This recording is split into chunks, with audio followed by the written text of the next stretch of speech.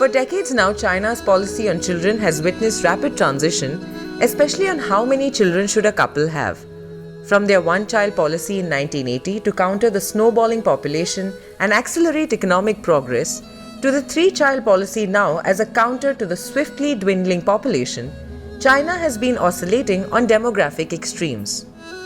Now, the Chinese province Jilin, which has been witnessing the fastest shrinking population, has rolled out a loan scheme to encourage couples to marry and have babies as the rapidly aging country tries to reverse a slump in births.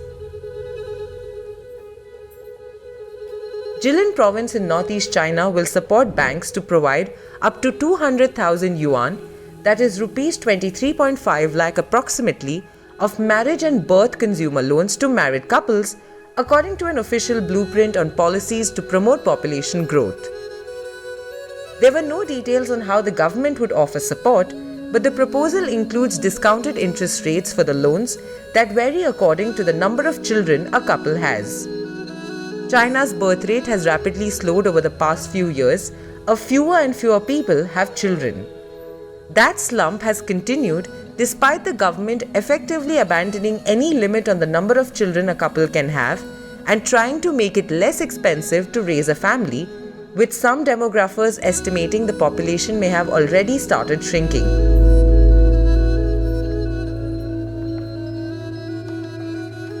Other measures in the Jilin policy include allowing couples from other provinces to obtain a residence permit, known as hukou, and access public services in Jilin if they have children and register them there. Couples who have 2 or 3 kids will also get tax discounts if they set up a small business, according to a recent document issued. Jilin is part of China's Rust Belt region, which is known for heavy industry and agriculture. The area has seen the worst population decline and slow economic growth over the past decade, with Jilin's province economy expanding 7.8% in the first 3 quarters of this year from the same period in 2020, slower than the national average of 9.8%. Like many other provinces, Jilin is extending maternity and paternity leave. Women will have 180 days of leave in total, up from 158 days previously, while men are entitled to 25 days, up from 15 days. Couples will also each get 20 days of paternal leave every year before their children turn 3, the document said, and the province will also encourage kindergartens to set up daycare for children between ages 2 and 3, according to the document. Earlier this year, a Bank of China branch in the southern province of Jiangxi drew widespread criticism for promoting a loan product that targeted couples who'd just had a child. The bank later said it was only accessing the product and decided not to launch it because there wasn't enough demand, according to the local media.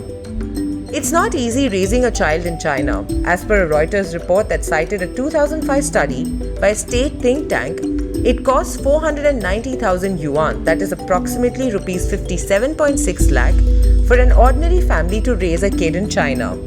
The figure had quadrupled by 2020 when the local media reported that the cost had risen to as high as 1.9 million yuan, that is approximately 2.35 crore rupees, to raise a child in the country. It is therefore not unsurprising that young couples choose to not have kids.